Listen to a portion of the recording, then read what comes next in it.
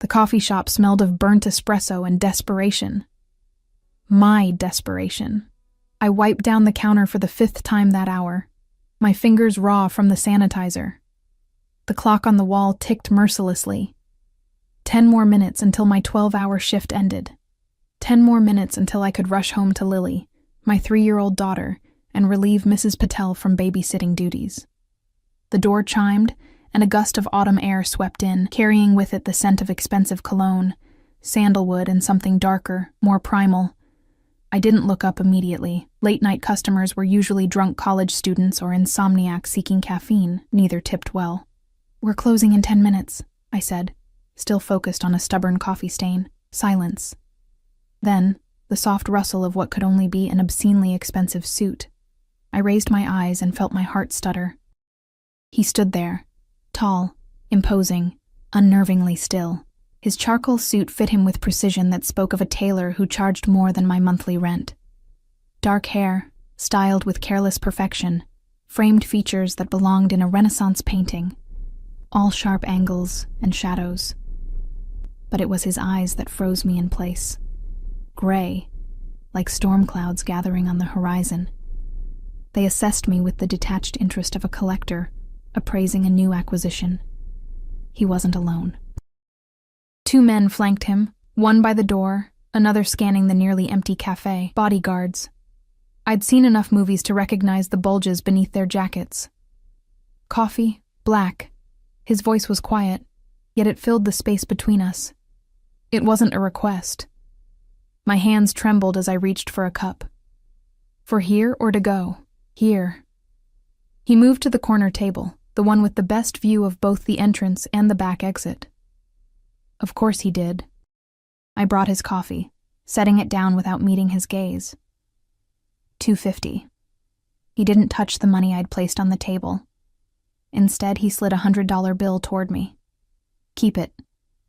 I can't break this. My voice sounded small, even to my own ears. A slight curve of his lips, not quite a smile.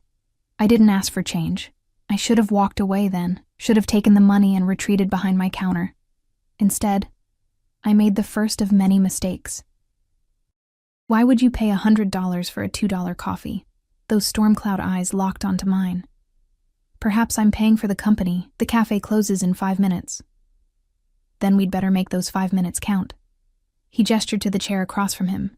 Not an invitation, a command. I glanced at the clock, thought of Lily waiting at home, thought of the bills piling up, the rent past due, the electricity notice with its bold red warning. $100 would keep the lights on for another week. I sat. "What's your name?" he asked, not touching his coffee. "Emma." I didn't offer my last name. "Emma." He tested it on his tongue, as if tasting an exotic fruit. "You look tired, Emma." I straightened my spine. 12-hour shifts will do that, and yet you work them. Why? The same reason anyone works. I need the money. His gaze traveled over my face, lingering on the dark circles under my eyes, the chapped lips, the hair pulled back in a hasty ponytail. I resisted the urge to smooth down my coffee-stained apron. A single mother, I assume? It wasn't a question. My blood chilled. "How did you—" "The faded mark of a ring on your finger. The way your eyes check the clock constantly. The formula stain on your sleeve that you tried to wash out." He spoke with quiet certainty. "A struggling single mother working double shifts in a coffee shop in this part of town. Life has not been kind to you, has it, Emma?" I stood abruptly. "We're closed now." He didn't move. "Sit down, Emma.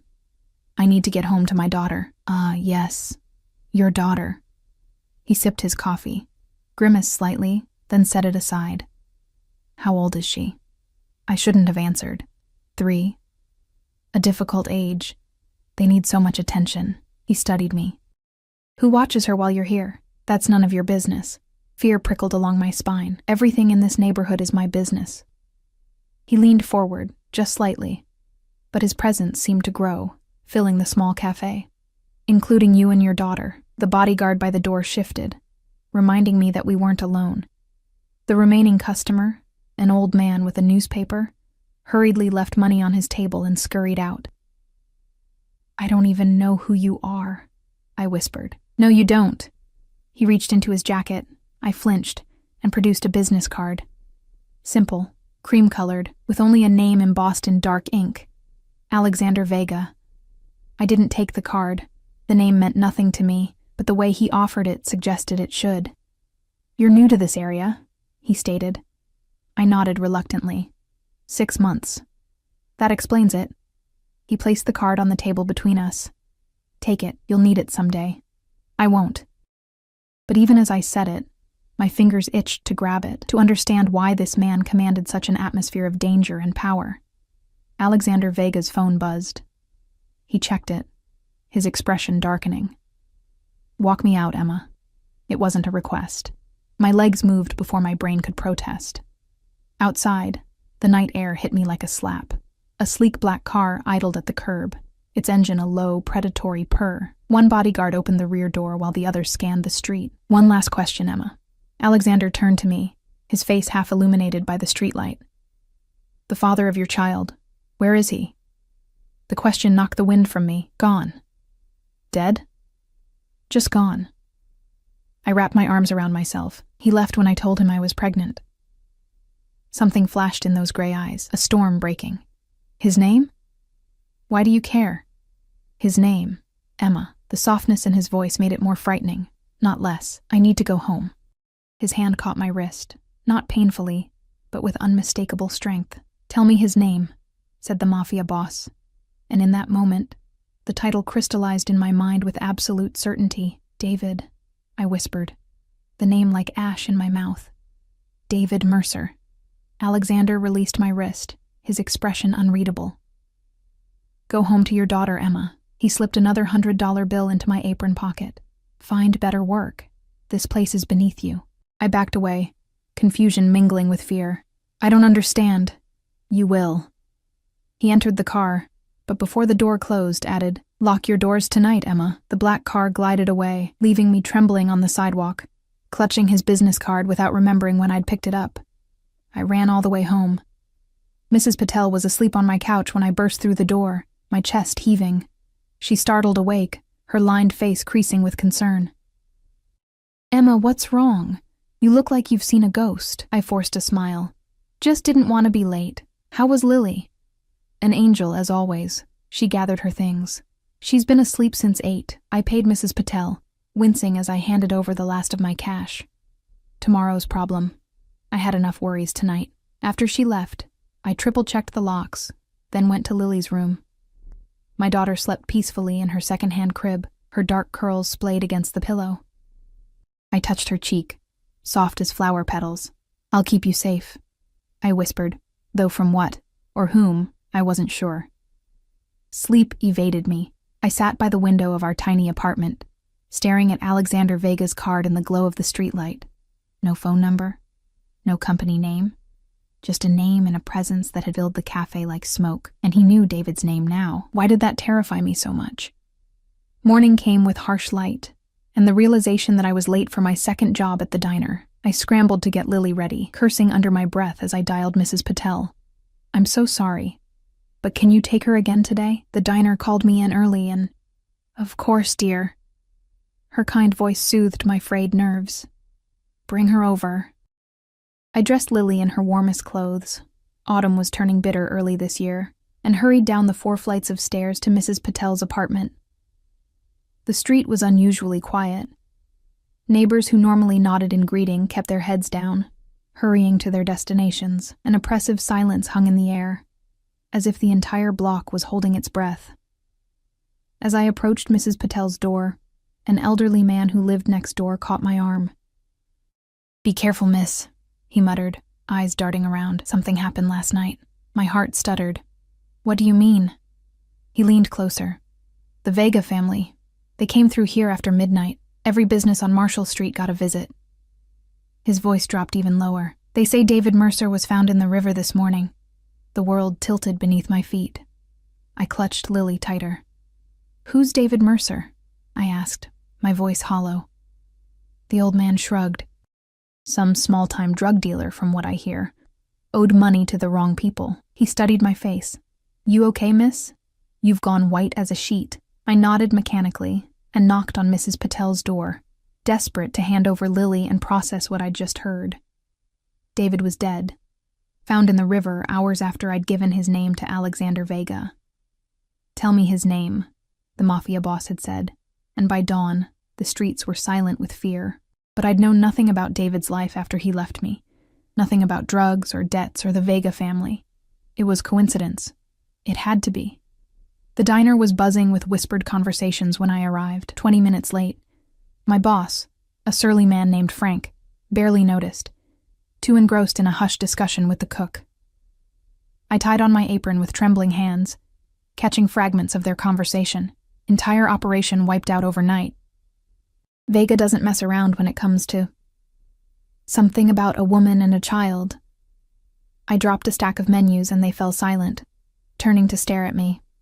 "Sorry," I mumbled, bending to gather them. Frank squinted at me. "You look like hell, Emma. You sick or something?" "Just tired." "Yeah, well, join the club." He jerked his chin toward the dining area. Table 6 has been waiting. I moved through my shift in a daze, spilling coffee and mixing up orders. My mind replayed last night on an endless loop, the storm-gray eyes, the quiet command in his voice. "Tell me his name." And now David was dead. I was wiping down table 9 when the diner's door opened. The bell's cheerful jingle contrasted with the sudden, suffocating silence that fell over the room. I didn't need to look up to know who it was. The expensive cologne, sandalwood, and danger reached me before I turned. Alexander Vega stood in the entrance, today in a navy suit that made his eyes appear almost silver in the diner's fluorescent lighting. One bodyguard remained outside, visible through the glass door. The other stood just behind Alexander, scanning the diner with practiced efficiency. "Emma." My name in his mouth sounded like a benediction.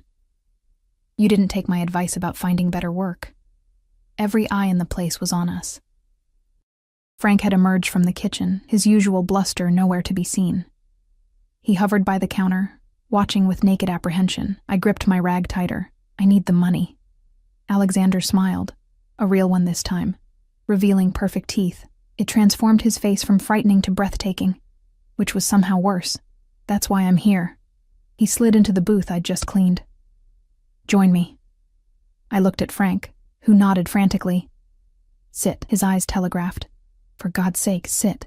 I slid into the seat across from Alexander, acutely aware of my stained uniform and greasy hair. He seemed to fill the small booth, his presence extending beyond his physical form. "I understand you finish your shift at 3 today," he said. The fact that he knew my schedule sent ice through my veins. "How?"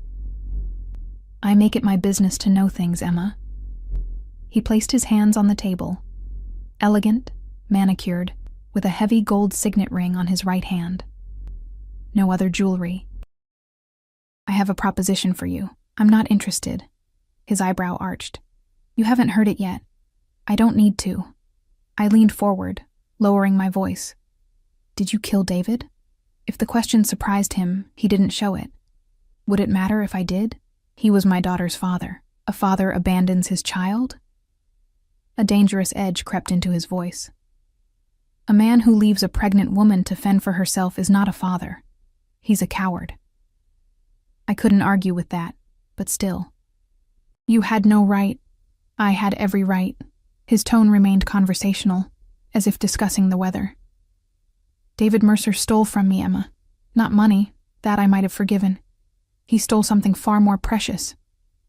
His gaze grew distant. "But that's not why I'm here. Why are you here?" "To offer you a job." He reached into his jacket and produced an envelope, sliding it across the table. "My sister's children need a tutor.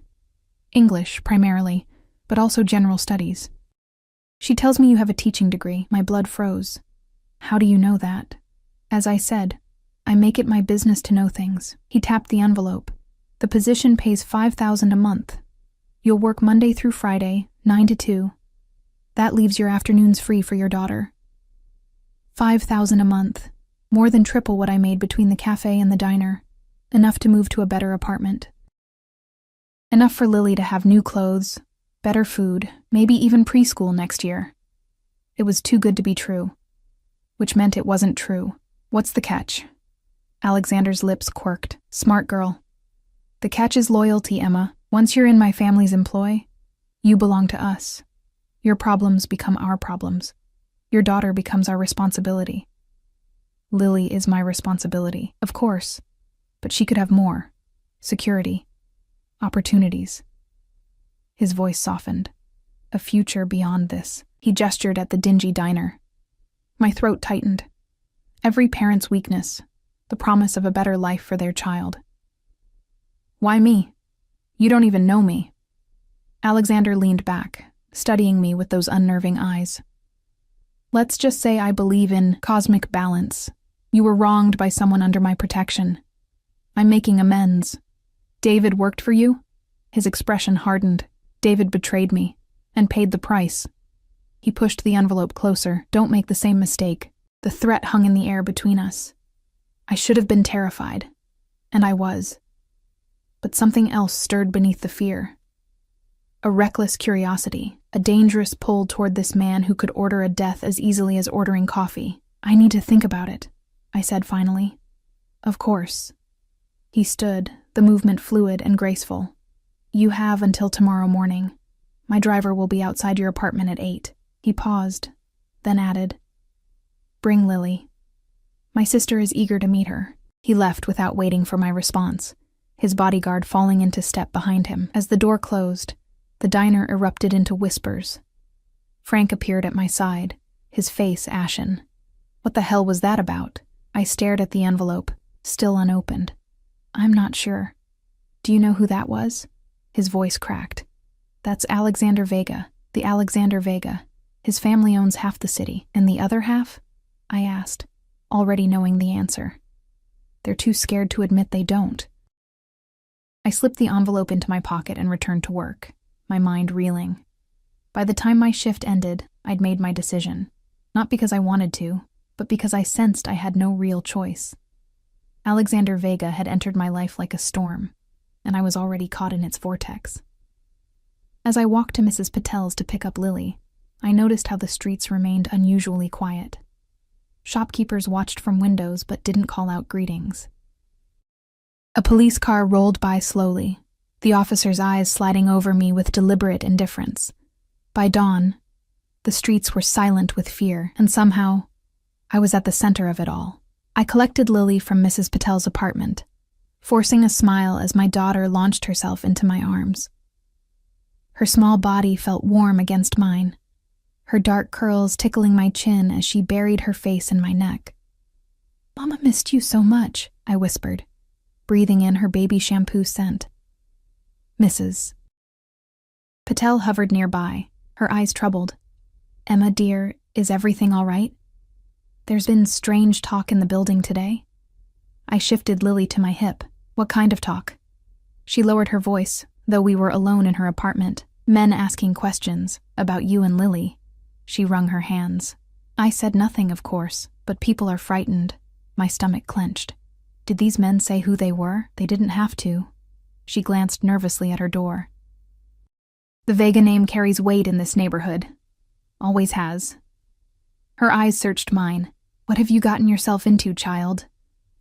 "Nothing," I lied. "It's a misunderstanding." She didn't believe me. I could tell by the way her mouth pinched at the corners. But she nodded anyway. "Be careful, Emma. Those people..." She trailed off, shaking her head. "I will."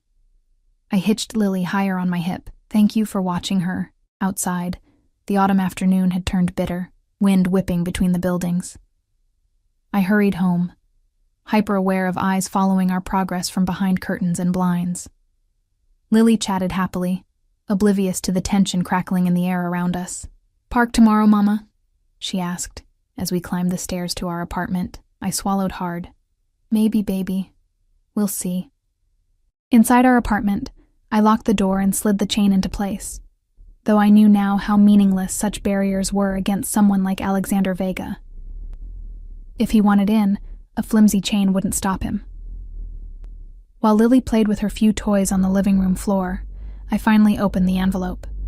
Inside was a contract, printed on heavy cream paper similar to his business card. The terms were exactly as he'd stated: $5,000 monthly, weekday mornings, tutoring his sister's children in English and general studies. The address listed was in Westview Heights, the wealthiest neighborhood in the city. Below the contract was a check for $10,000. The memo line read, "Advance payment." My hands trembled. $10,000. Enough to clear all my debts, with plenty left over. Enough to move us somewhere better, somewhere safer. But was anywhere truly safe now? I tucked the check and contract back into the envelope and hid it in the kitchen drawer. Later, after Lily was asleep, I'd think this through properly, weigh my options, if I truly had any. That night, after tucking Lily in with a story about brave princesses who saved themselves, I sat at our small kitchen table with a cup of tea gone cold. The envelope lay before me like a ticking bomb. A soft knock at the door nearly stopped my heart. I froze, listening. Not the sharp rap of police or the heavy pounding of someone trying to break in. Just a gentle, almost hesitant tap. "Emma, it's Mrs. Patel." Relief washed over me as I unbolted the door. But the expression on my elderly neighbor's face sent fresh fear coursing through me. "What's wrong?" She glanced nervously down the hallway. "There's a woman here to see you. She's waiting in my apartment. Says she's Alexandra Vega." "Alexandra?" "Alexander's sister, Mrs." Patel twisted her hands in her shawl. "She asked to speak with you privately. I told her you might be asleep, but she insisted it's important." I glanced back at Lily's door. "I can't leave Lily alone. She's welcome to join us." A new voice, smooth and cultured, with the barest hint of an accent. Alexandra Vega stood in the hallway, elegant in a charcoal pantsuit that probably cost more than 6 months of my rent. Unlike her brother, whose presence filled a room with tension, she carried herself with quiet dignity. Her dark hair was pulled back in a sleek chignon, emphasizing high cheekbones and eyes the same stormy gray as Alexander's. "I apologize for the late hour." She extended her hand. "Alexandra Vega, you must be Emma." I shook her hand automatically, noting the coolness of her fingers and the perfect manicure. "How did you find me?" A slight smile. "My brother mentioned he'd offered you a position tutoring my children." No explanation of how she'd gotten my address, which meant Alexander had shared it with her. The thought sent a chill down my spine. Mrs. Patel cleared her throat. "I'll leave you ladies to talk. Emma, you know where to find me if you need anything." The warning in her eyes was clear.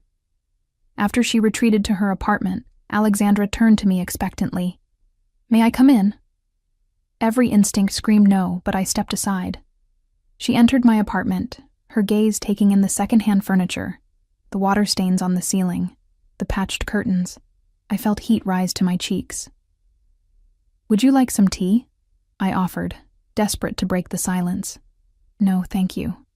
She remained standing. "I won't take much of your time. I came to discuss my brother's offer." I crossed my arms. "I haven't decided yet." "Yes, you have." Her statement carried no judgment, just quiet certainty.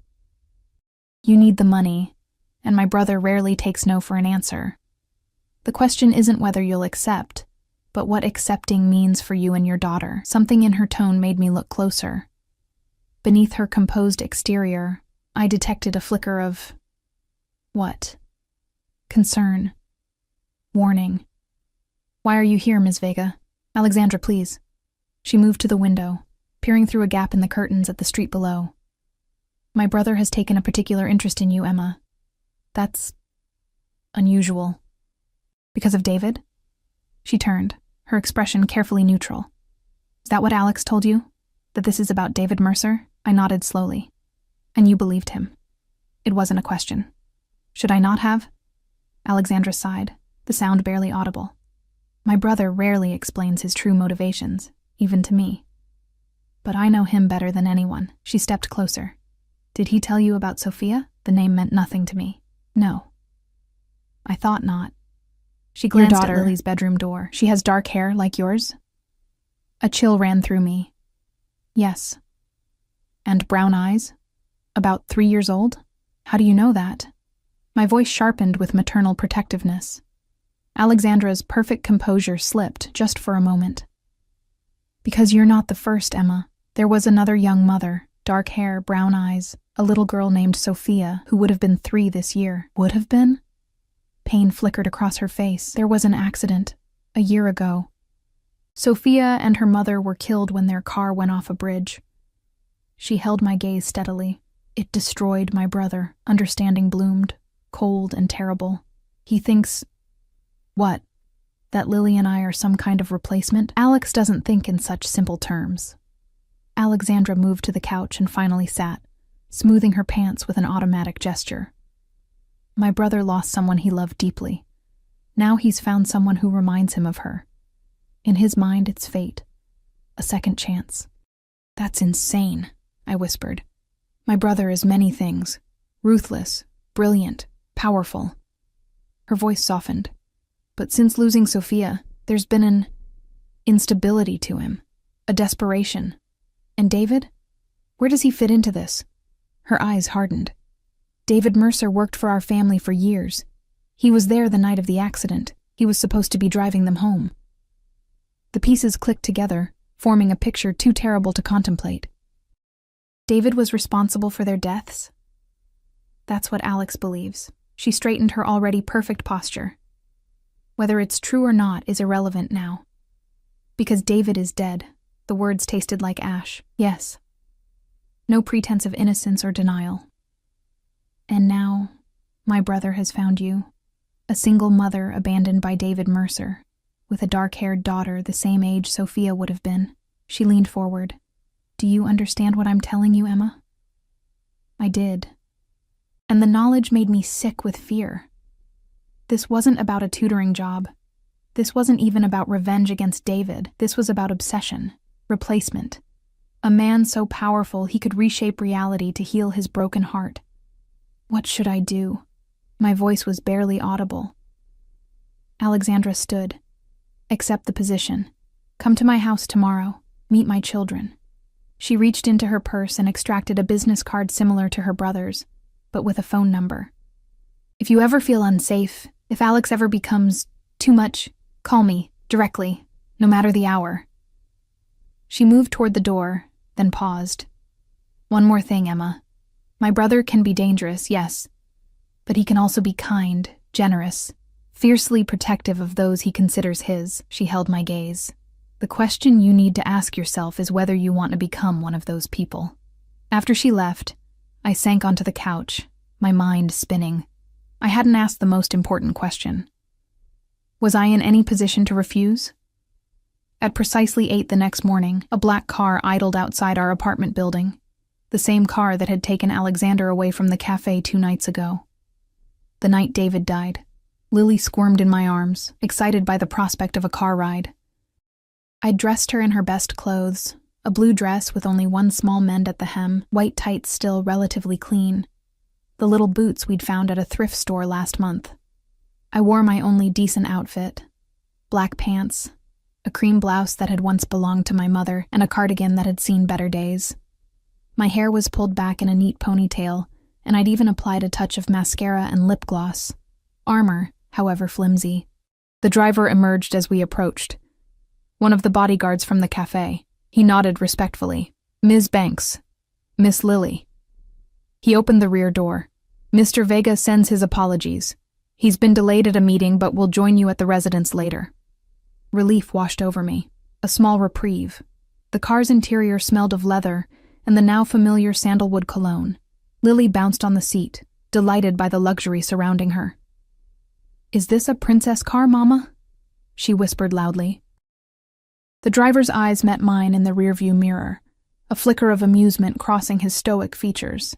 Something like that, baby, I murmured, smoothing her curls. We drove through neighborhoods that grew progressively more affluent until we turned into Westview Heights, a gated community of sprawling estates set back from tree-lined streets. The houses were larger than any I'd ever been inside, with manicured lawns and luxury cars in circular driveways. The Vega residence outshone them all. Set at the end of a private drive, the modern mansion stretched across its lot like a sleeping giant. Floor-to-ceiling windows reflected the morning light, and immaculate gardens surrounded the property. Security cameras tracked our approach. The gates opened automatically, and we pulled up to the front entrance, where Alexandra waited on the steps. Today, she wore casual elegance, tailored jeans and a silk blouse, her dark hair loose around her shoulders. She smiled as the driver opened our door. "Emma, welcome." Her gaze softened as it landed on Lily. "And you must be Lily. My children are very excited to meet you." Lily, suddenly shy, buried her face in my neck. "They're waiting in the garden." Alexandra led us through a soaring foyer into a house that seemed built of light and air. The furnishings were minimalist but clearly expensive. White sofas, abstract art, touches of chrome and glass. We passed through a gourmet kitchen where a woman in chef's whites nodded respectfully, then out through French doors onto a terrace overlooking gardens that stretched to a distant tree line. 2 children looked up from a table set with breakfast foods. A boy of about 7, dark-haired and serious, and a girl around 5, with Alexandra's gray eyes and delicate features. "Emma, this is Marco and Isabella." Alexandra placed a hand on each child's head in turn. "Children, this is Ms. Banks, who will be your new English tutor, and this is Lily." Marco studied me with grave intensity. "Do you speak Italian too? Our last tutor did." "I'm afraid not. Just English and a little high school Spanish." "That's acceptable," he declared with such adult solemnity that I had to suppress a smile. Isabella, less reserved, bounced from her chair. "Can Lily play with my dollhouse? It has an elevator and everything." Alexandra intervened gently. "Breakfast first, Isabella. Then perhaps Lily would like to see your playroom while Ms. Banks and I discuss the lessons." The children were impeccably behaved, asking politely for more juice, using napkins with practiced ease. Lily watched them with wide eyes, cautiously accepting a croissant when Isabella insisted she try one. "Butter makes it better," the little girl said, carefully spreading a pat on Lily's portion. I felt a pang, watching my daughter experience luxuries I'd never been able to provide. The fresh fruit, the pastries still warm from the oven, the heavy silverware that clinked against bone china plates. After breakfast, Isabella took Lily by the hand. "Come see my dolls."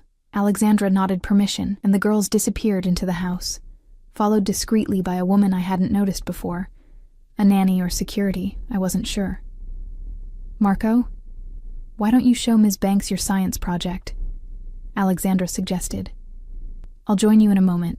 The boy nodded seriously and led me to a table on the far side of the terrace, where a detailed model of the solar system was under construction. As he explained the relative distances between planets with surprising accuracy, I noticed Alexandra speaking quietly into a phone, her expression tense.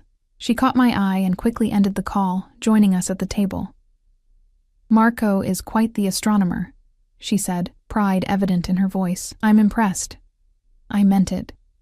"You know more about Jupiter's moons than most adults." The boy's serious expression lightened with the hint of a smile. "Uncle Alex bought me a telescope for my birthday. A real one, not a toy." At the mention of Alexandra's phone buzzed again. She checked it, her posture stiffening slightly. "Marco, would you go check on your sister and Lily? Make sure Isabella isn't overwhelming our guest with too many toys at once." Once he was gone, Alexandra turned to me. "Alex will be here within the hour. Before he arrives, we should discuss the details of your position." She outlined a curriculum focusing on English literature, writing skills, and general science for both children. I would have access to a state-of-the-art classroom on the 2nd floor, complete with computers, books, and teaching materials. The children currently attend Westview Academy, but we've been considering homeschooling, she explained. This would be a trial period to see how they respond to private tutoring. "And Lily?" I asked. "Where would she be during lessons?" "With the children if she likes. She's younger, of course, but Isabella would welcome the company." Alexandra smiled faintly. "We have a full-time nanny, Mrs. Diaz, who can watch her as well." It all sounded too perfect, too easy. "Alexandra?" I said carefully. "About what you told me last night." She placed her hand over mine, a warning in her eyes. "We'll discuss that another time." I followed her gaze to a security camera mounted discreetly on a nearby tree. Of course. The house was under surveillance. Nothing said here would be truly private. "The contract," I said instead. "I'd like to sign it this morning if that's still acceptable." Relief flickered across her face. Of course. I have the paperwork inside. As we stood, a sound broke the morning calm, the purr of a powerful engine approaching. Alexandra's shoulders tensed almost imperceptibly. "Alex is early," she murmured. We watched as the same black car that had brought us pulled up to the house. The driver hurried to open the rear door, and Alexander Vega emerged, today in a charcoal suit that emphasized his broad shoulders and lean frame. He spoke briefly to the driver, then strode toward the terrace with the confident grace of a predator. His eyes found mine immediately, and a smile transformed his severe features. In daylight, with the sun casting a glow on his olive skin, he looked less dangerous, more human, almost handsome, in a sharp, intimidating way. "Emma." He crossed the terrace in long strides, taking my hand before I could step back. His touch was warm, his grip firm but not painful. "I see Alexandra has been taking good care of you. Your home is beautiful," I said, withdrawing my hand as soon as politeness allowed. "Our home," he corrected, "now that you're joining our family." The possessive undercurrent in his voice raised gooseflesh on my arms. "Just as a tutor," I clarified. His smile didn't falter, but something in his eyes hardened. "Of course. For now." Alexandra cleared her throat. "The children are showing Lily the playroom. I was about to review the contract with Emma." Alexander waved a dismissive hand. "Later, I'd like to give Emma a proper tour first." He offered his arm. "Shall we?" It wasn't really a question. Alexandra shot me a look I couldn't quite decipher. Warning or reassurance, I wasn't sure. I placed my hand lightly on Alexander's arm, feeling the expensive fabric of his suit and the hard muscle beneath. He led me back through the French doors into the house, and I felt, with each step, the cage door swinging shut behind me. Alexander guided me through his mansion with the quiet pride of someone showcasing not just property, but legacy. Each room told a story of power accumulated over generations, from the antique Italian furniture to the original artwork by masters whose names I recognized from art history classes in college. "My grandfather built this house in the 1960s, Alexander explained as we entered a study lined with leather-bound books. The room smelled of cedar and old paper. He came to America with nothing but his name and his determination. "And now you own half the city," I said, unable to keep a hint of judgment from my voice. His lips curved in a half-smile. "Is that what people say?" "Among other things." "And what do you believe, Emma?" He stepped closer, his presence enveloping me like a shadow. "Am I the monster the newspapers make me out to be?" I thought of David, found in the river. Of the streets silent with fear after the Vega name was whispered. I think monsters rarely see themselves as such. Instead of anger, my words sparked something like approval in his eyes. "Clever girl." He gestured to the bookshelves. "You'll find the children well prepared for their English lessons. Marco reads at a high school level already, and Isabella has a gift for storytelling." The casual shift in conversation left me disoriented. One moment discussing his family's power, the next, his niece's aptitude for creative writing, as if both subjects carried equal weight. "They seem very bright," I agreed cautiously. "They are." Pride warmed his voice. "They deserve the best education, the best of everything." "Is that why you chose me? Because I'm the best?" I couldn't keep the skepticism from my tone. Alexander turned to face me fully, his gray eyes intense. "I chose you because you're exactly what they need, what we all need." The statement hung between us, loaded with implications I wasn't ready to face. Before I could respond, he continued the tour, leading me upstairs to a bright, airy room outfitted as a classroom.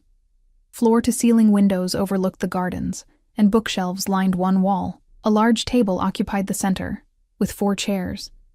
2 child-sized, 2 adult. "Your domain," Alexander announced. "Whatever supplies you need, just ask."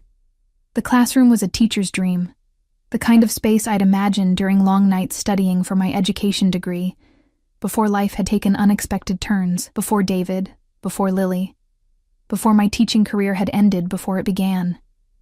"It's perfect," I admitted. "I want you to be comfortable here, Emma." Alexander's voice softened. "I want you to feel at home. This isn't my home."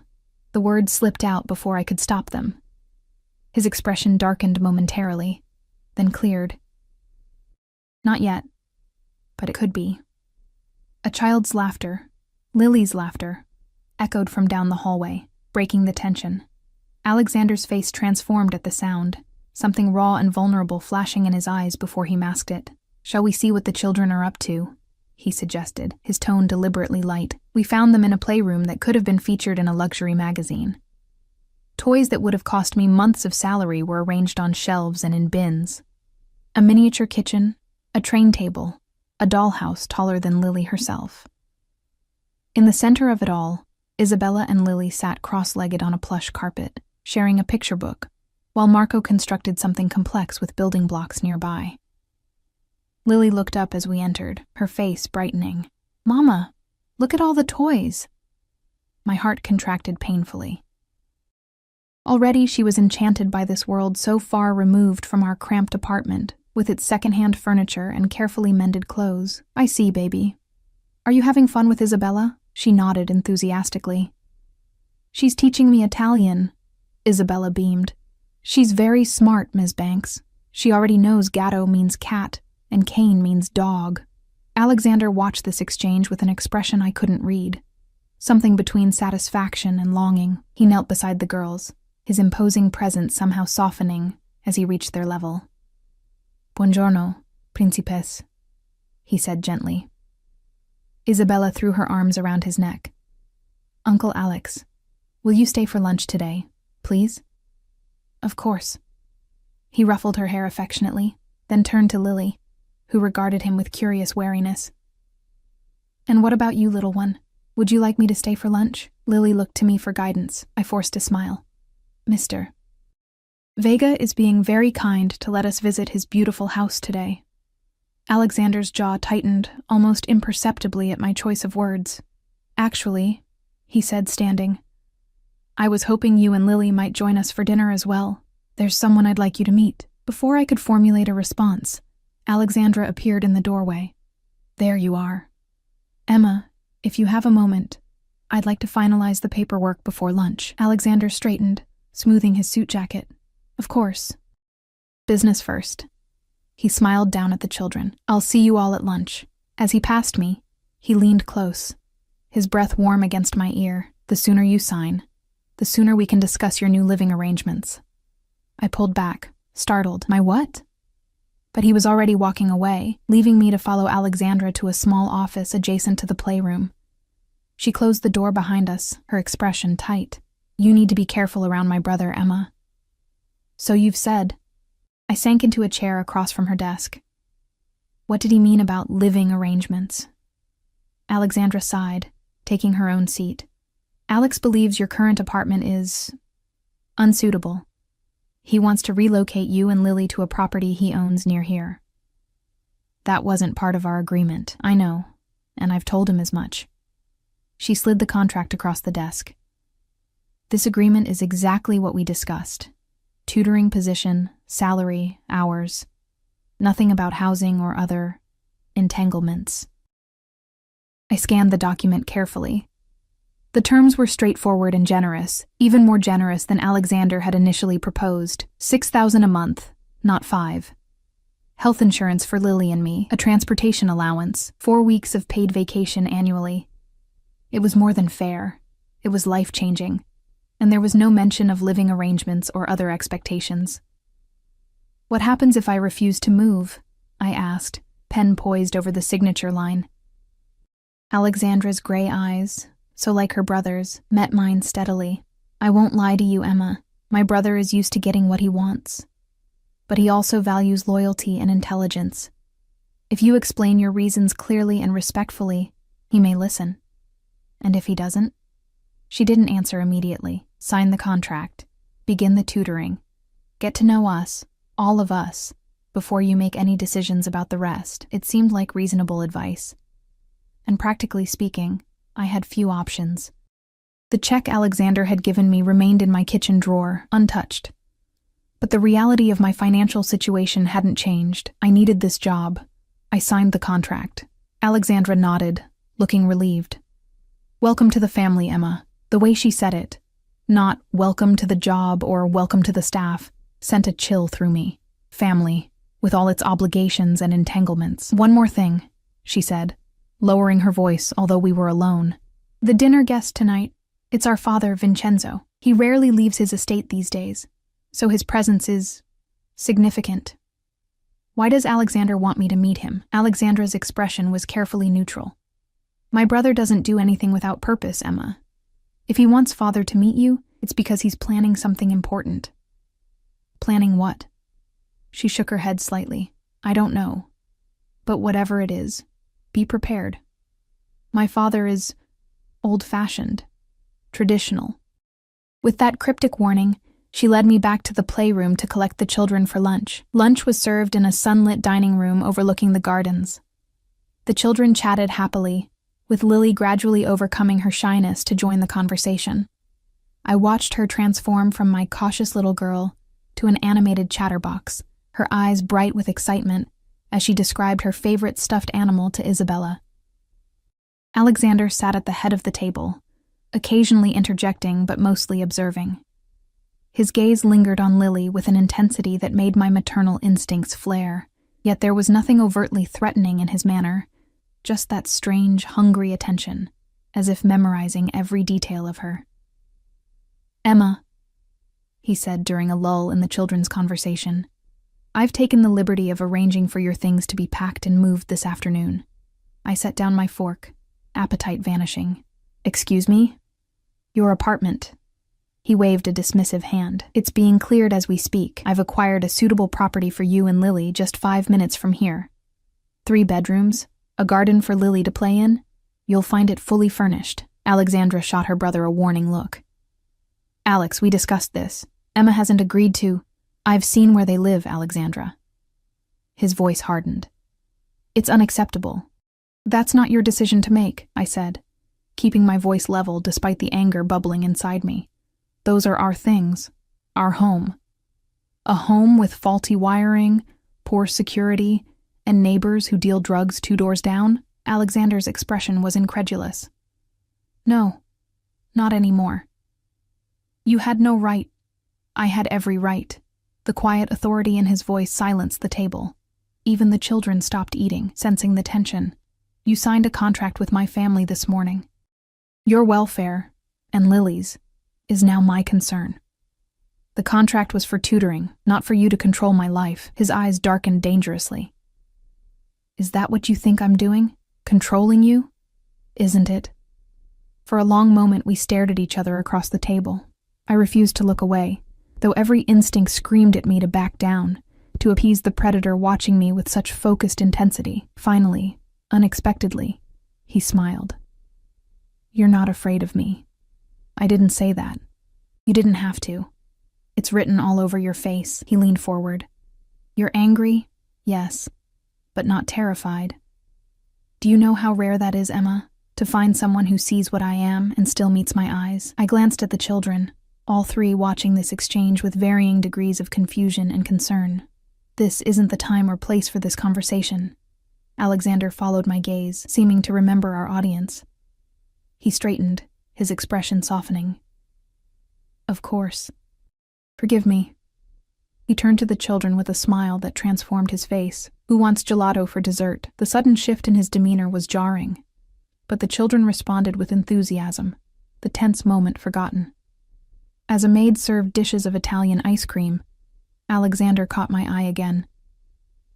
"We'll discuss this later," he said quietly. "After the children's lessons." It wasn't a request, and I didn't bother pretending I had a choice. I simply nodded and turned my attention to Lily, who was discovering the joy of chocolate gelato for the first time, her eyes wide with delight. The afternoon passed in a blur of lesson planning and getting to know Marco and Isabella. They were bright, engaged students, eager to impress their new tutor. By 3 o'clock, when the formal lesson period ended, I felt a familiar satisfaction. The teacher's joy in connecting with young minds. If only the circumstances had been different. If only their uncle wasn't a man who ordered deaths and rearranged lives on whims. Alexandra collected the children for their piano lessons, leaving me alone in the classroom to organize materials for the next day. I was arranging books on a shelf when I sensed rather than heard someone enter the room. Alexander stood in the doorway, changed from his formal suit into dark slacks and a gray cashmere sweater that matched his eyes. The casual attire somehow made him more approachable, though no less dangerous. "The children like you," he said. "Marco especially. He doesn't warm to people easily. They're wonderful children. I placed the last book on the shelf. You must be proud of them." "I am." He stepped into the room, closing the door behind him. "Just as I'm sure you're proud of Lily." At the mention of my daughter, I tensed. "Where is she?" "With Mrs. Diaz, helping to bake cookies for tomorrow." He moved closer, his steps deliberate. "She's safe, Emma. She will always be safe with me." "Is that supposed to reassure me? Isn't it reassuring to know your daughter will never want for anything? That she'll have the best education, the best opportunities? That she'll never know the fear of eviction or hunger or danger?" Put that way, it should have been reassuring. Any mother would want those things for her child. But the way he spoke of Lily, with that same possessive undercurrent that colored all his interactions, sent alarms blaring through my mind. "At what cost?" I asked quietly. He stopped a few feet from me, close enough that I could smell his cologne, could see the flecks of silver in his gray eyes. "That depends on what you think I'm asking for in return." "I don't know what you're asking for. That's the problem." I forced myself to hold his gaze. "Why am I here, Alexander?" "Really?" For a moment he was silent, studying me with an intensity that made my skin prickle.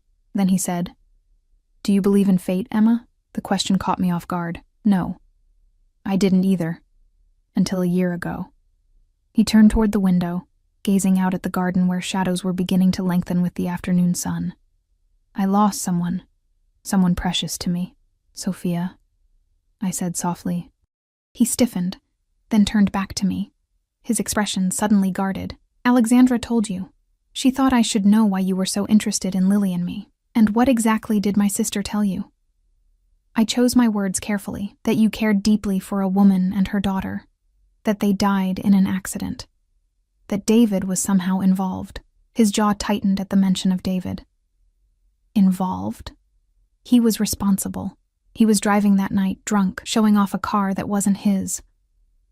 His voice remained controlled, but vibrated with suppressed rage. "He walked away without a scratch while Sophia and her mother drowned. I'm sorry," I said, and meant it. Whatever else Alexander Vega might be, his grief was real.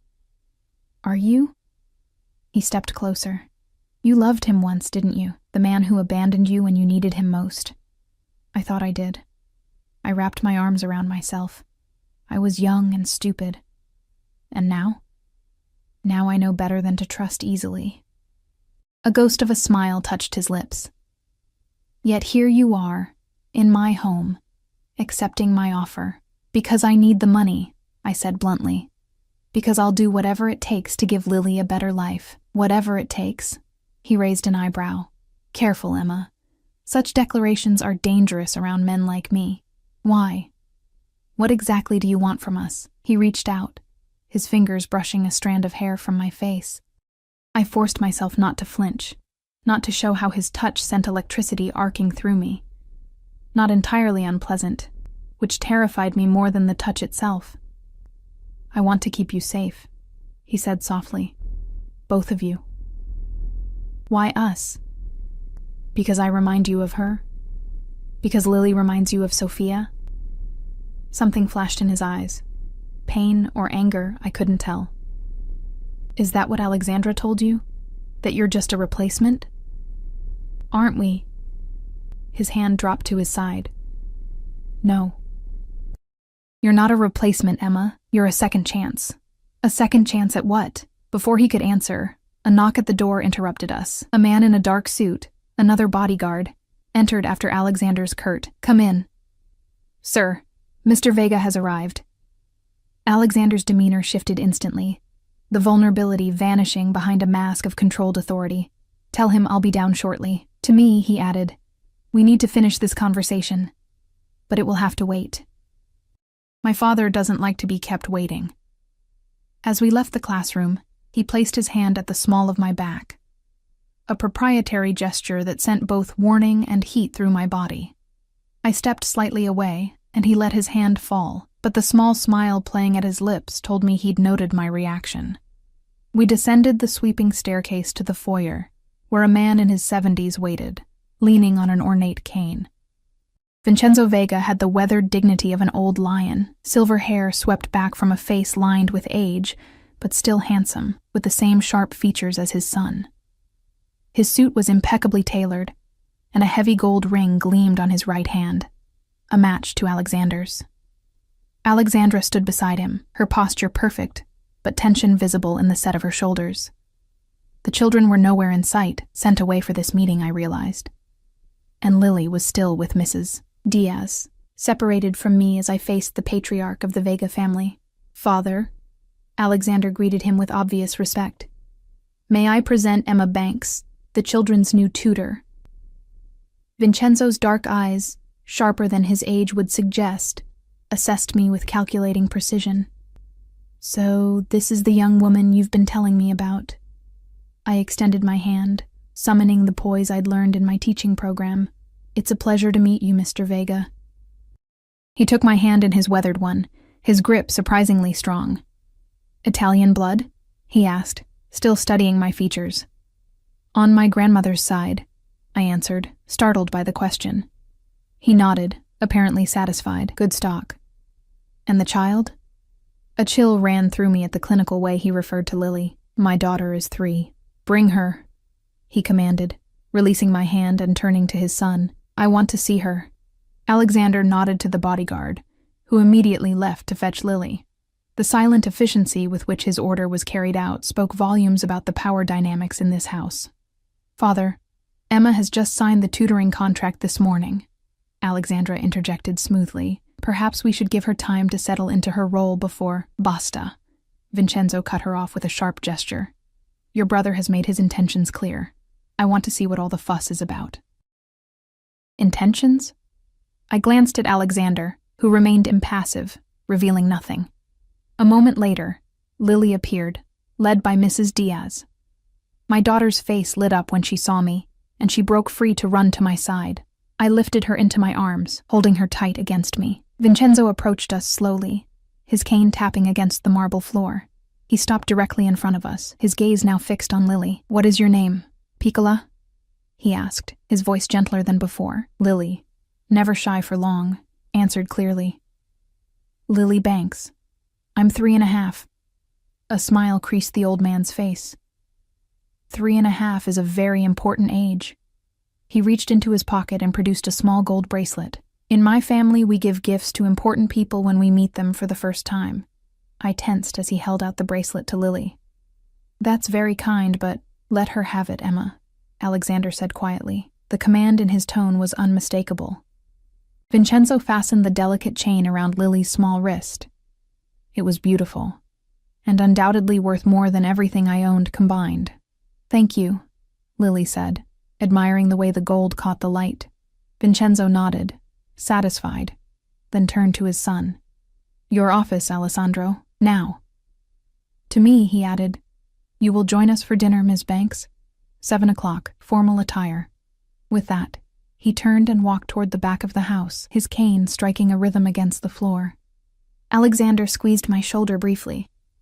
"Mrs. Diaz will show you to your room so you can prepare for dinner." "My room?" I thought. "We'll discuss living arrangements later, as promised, but tonight, you and Lily will stay here." His tone brooked no argument. "Alexandra will help you find something suitable to wear." Before I could protest, he followed his father, leaving me standing in the foyer with Lily in my arms, the gold bracelet glinting at her wrist like a shackle. Mrs. Diaz led us upstairs to a guest suite that rivaled any luxury hotel I'd ever seen pictures of. A king-size bed dominated the main room, with French doors opening onto a private balcony.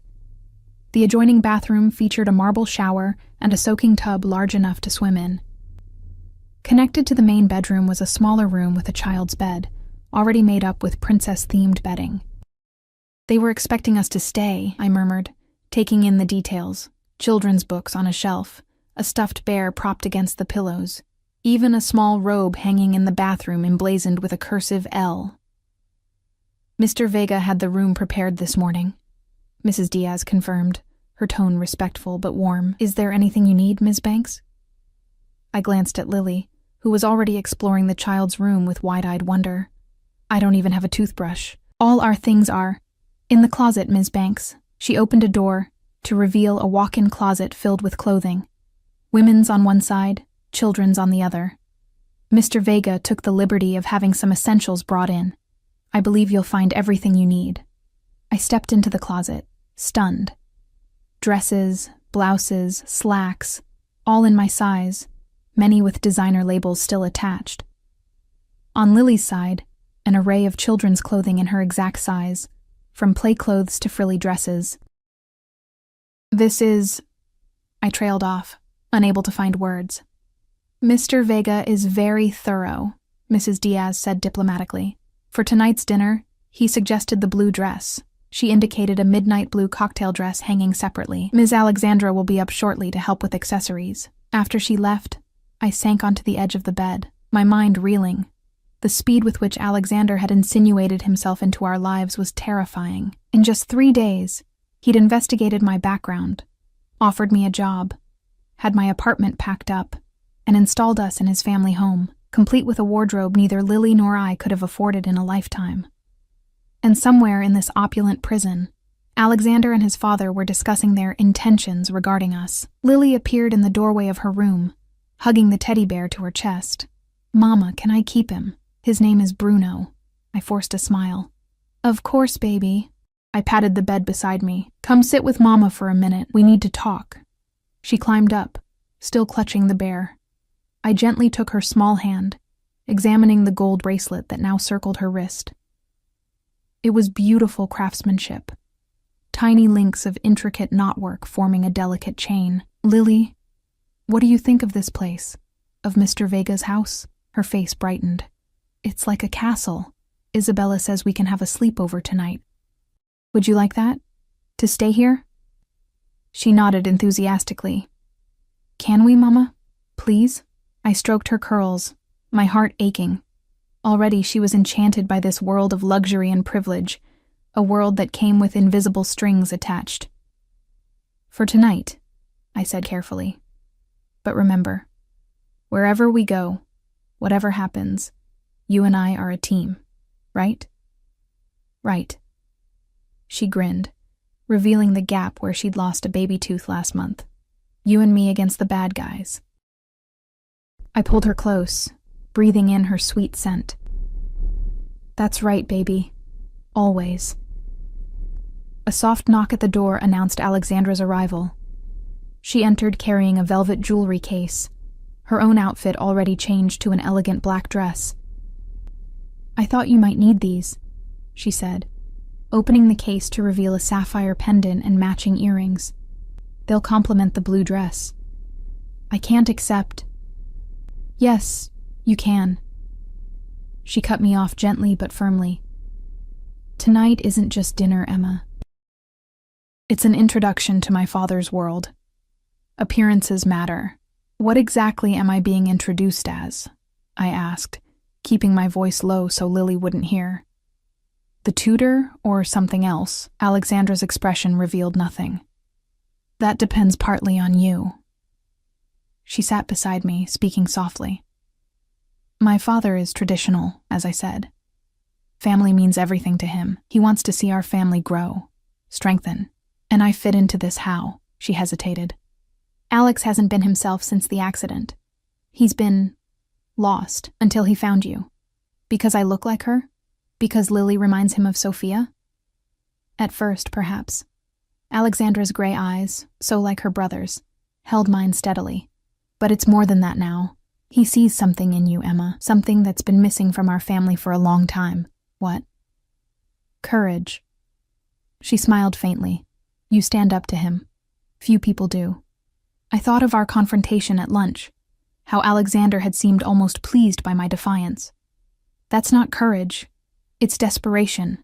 Call it what you will." Alexandra stood. "Mrs. Diaz will watch Lily while we're at dinner. You should start getting ready. My father dislikes tardiness almost as much as he dislikes disrespect."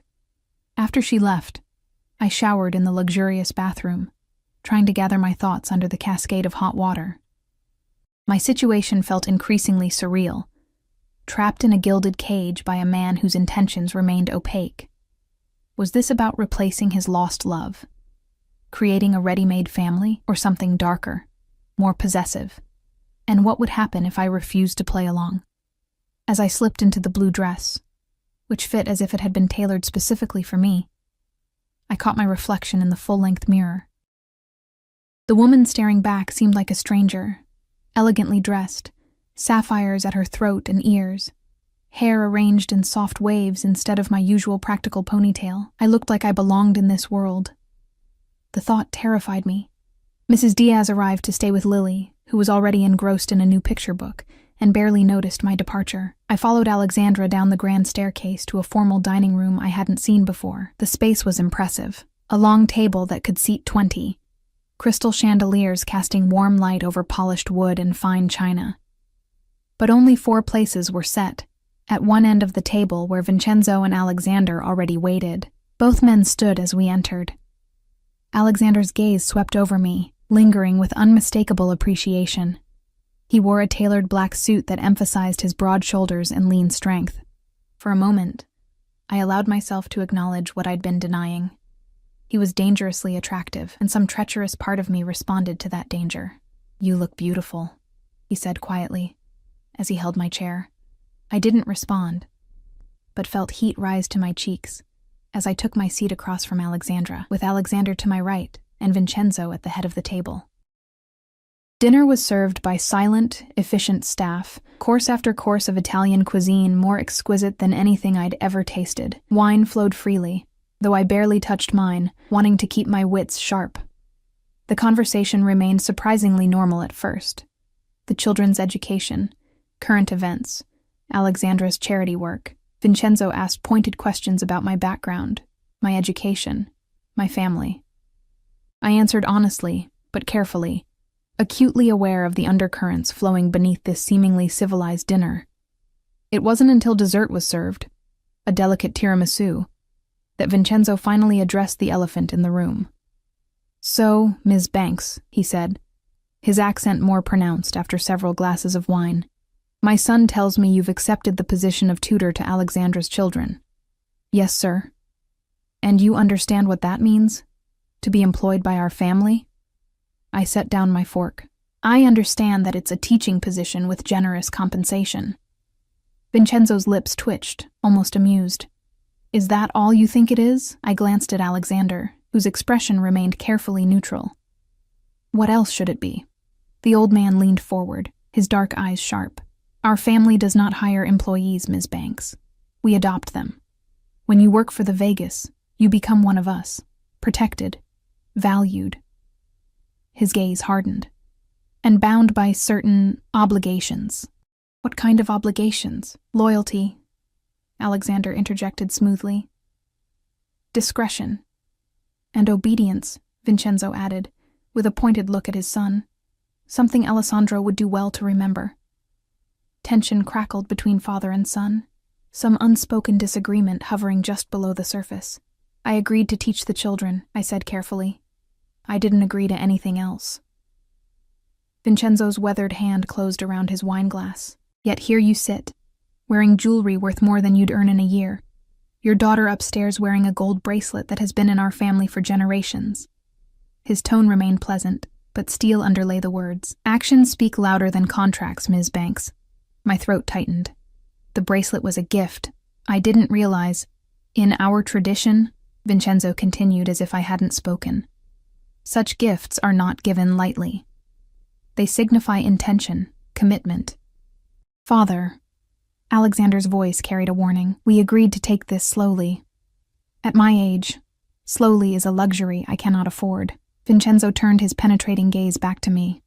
"My son has chosen you, Ms. Banks. He believes you and your daughter can heal the wound left by tragedy. I am inclined to support his choice, provided you understand what joining our family truly means." The implication struck me like a physical blow. "Joining your family? I thought we were discussing a tutoring position." That was just the beginning. Alexander's voice was soft, but his eyes burned with intensity.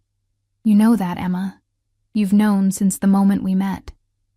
I stood abruptly, my chair scraping against the hardwood floor. I need some air. Without waiting for permission, I walked out of the dining room and through the French doors that led to the terrace. The night air was cool against my flushed skin, the gardens below shrouded in darkness, save for strategic landscape lighting that illuminated pathways and architectural features. I gripped the stone balustrade, trying to calm my racing heart. The situation was spiraling beyond my control. Had been from the moment Alexander walked into that coffee shop. Footsteps sounded behind me. I didn't turn, knowing who it would be. "You frightened her." Alexandra's voice was accusatory. "Both of you. She needs to understand what's at stake." Alexander came to stand beside me, close enough that I could feel his warmth but not touching. "What is at stake, exactly?" I asked, still staring out at the darkened gardens. "Because from where I'm standing, it seems like you're offering me a choice between a gilded cage and—" I trailed off, the unspoken alternative hanging in the air between us. "Is that what you think?" Something like genuine hurt colored his tone. "That I'm threatening you, aren't you?" He sighed, running a hand through his immaculate hair, the first sign of dishevelment I'd seen from him. "I want to protect you, Emma. You and Lily both." "From what?" "From the life you were living, from struggle and want and fear."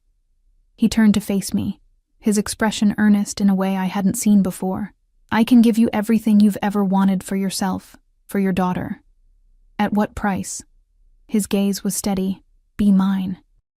The simple declaration hung between us, loaded with implications. "Your what? Employee? Possession?" "My partner.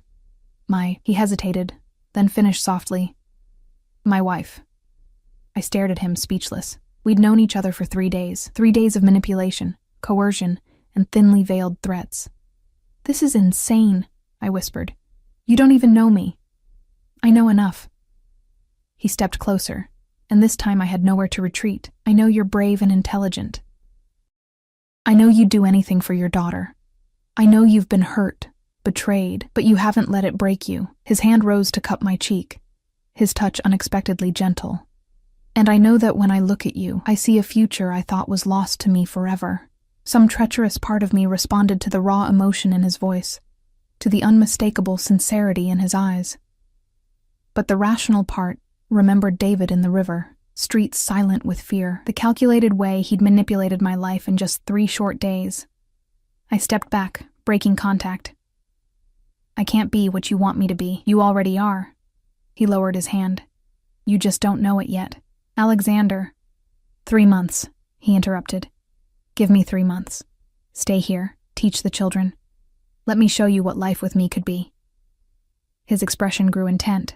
"If, after 3 months, you still want to leave, I'll let you go. With enough money to start fresh anywhere you choose." It was a tempting offer, too tempting. And therein lay the danger. "And Lily?" Something flashed in his eyes, a possessiveness that sent a chill through me. "Lily stays with us." "Absolutely not. She belongs here, Emma, with a family that can give her everything. With children her age, the finest education, opportunities you couldn't imagine. She belongs with her mother." We stared at each other, at an impasse. Behind us, Alexandra cleared her throat. "Perhaps we should continue this discussion tomorrow," she suggested diplomatically. "It's been a long day for everyone." Alexander's jaw clenched, but he nodded curtly. "Tomorrow, then." "To me," he added in a lower voice, "think about my offer, Emma. 3 months. That's all I'm asking." He turned and walked back inside, leaving me alone with Alexandra on the terrace. "He's never asked anyone to marry him before," she said after a moment of silence. "Not even Sophia's mother." I glanced at her sharply. "What?" "They were lovers, yes, but he never proposed." She stepped closer, lowering her voice. "Don't underestimate what that means, Emma. In our world, marriage isn't just about emotion. It's about legacy. Power. I don't want power. I just want my daughter to be safe and happy. And she can be. Here. With us." Alexandra touched my arm gently. "My brother can be ruthless, yes. Even cruel when necessary. But he protects what's his with everything he has. No one would ever dare harm you or Lily if you were his wife. And if I refuse," her expression grew troubled, "I don't know. He's changed since the accident. There's a desperation to him now. Desperation can make people dangerous. Yes, she agreed softly. It can. We stood in silence for a moment, the night air growing cooler. I should check on Lily, I said finally. Alexandra nodded. Of course. Just think about what he's offering, Emma. Not many people get second chances in this life. As I climbed the stairs to our suite, my mind whirled with conflicting emotions. Part of me recognized the insanity of Alexander's proposal. We barely knew each other, and what I did know should have sent me running. Yet another part, a part I was ashamed to acknowledge, was tempted.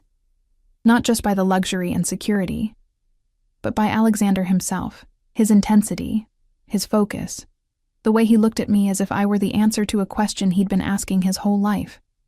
When I opened the door to our suite, Mrs. Diaz rose from where she'd been reading in an armchair. She's been asleep for about an hour, she reported quietly, a perfect angel.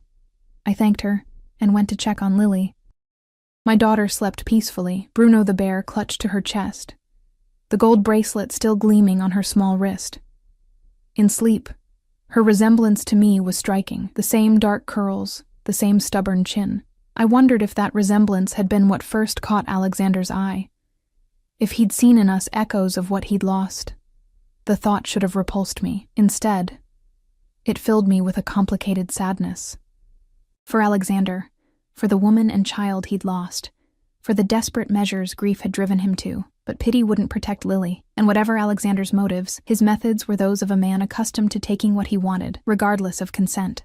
I slipped the bracelet carefully from Lily's wrist, noting the small engraving on the clasp, the Vega family crest, I presumed, a symbol of ownership as much as affection. A noise from the main bedroom caught my attention. I froze, then carefully tucked the bracelet into my pocket, and moved quietly to the doorway. Alexander stood by the French doors, silhouetted against the night sky. He turned as I entered, his expression unreadable in the dim light. I didn't mean to startle you, he said. What are you doing in my room? I wanted to apologize. He stepped closer, into the pool of light cast by a bedside lamp. Dinner didn't go as planned. My father can be overwhelming. That's one word for it. I remained by Lily's door, ready to retreat if necessary. Your entire family seems to excel at overwhelming. A hint of a smile curved his lips. A family trait, I'm afraid. Is that what tonight was about? Making me part of your family whether I want it or not? His smile faded. I didn't handle it well. I know that. He ran a hand through his hair again, the gesture surprisingly vulnerable. When it comes to you, I seem to lose my usual finesse. Is that what you call it? Finesse? I couldn't keep the bitterness from my voice. You've manipulated my life from the moment we met, threatened the father of my child, packed up my apartment without permission, dressed my daughter in clothes I could never afford. And now you're proposing marriage as if it's a business transaction. And yet you're still here. His gaze was penetrating. You could have left at any point today, Emma. Called a taxi, gone to a hotel, disappeared. But you didn't. He was right. And we both knew it. I could have left, should have left, but something had kept me here. Curiosity, fear, or something more unsettling, an attraction to this dangerous man who saw in me something worth pursuing at any cost. I stayed for Lily, I said, the half-truth bitter on my tongue. She was happy today, happier than I've seen her in months. Alexander moved closer, stopping a few feet away. And what about you, Emma? What would make you happy? Not being coerced. Then let me court you properly. The formal phrase sounded strange yet fitting coming from him. 3 months as I proposed. No pressure. No demands beyond your tutoring duties. Let me show you who I really am. I know who you are. I met his gaze steadily. You're the man who had David killed. He didn't deny it. David Mercer stole something precious from me. He paid the price for his betrayal. And now you think you can replace what you lost with Lily and me? Pain flashed across his features. It's not that simple. Then explain it to me. I moved away from Lily's door, toward the center of the room where we could speak without risk of waking her. Make me understand why, out of all the women in this city, you chose a struggling single mother working in a coffee shop. He was silent for a moment, gathering his thoughts. When he spoke, his voice was low, controlled. but with an undercurrent of emotion I hadn't heard before. The night I lost Sophia and her mother, I lost my faith in everything, in justice, in meaning, in the future. His gaze was distant, seeing ghosts. I functioned. I ran the family business. I played my role. But inside, there was nothing but rage and emptiness. He paced to the window and back, energy radiating from him like heat. When I walked into that cafe 3 nights ago, I wasn't looking for you.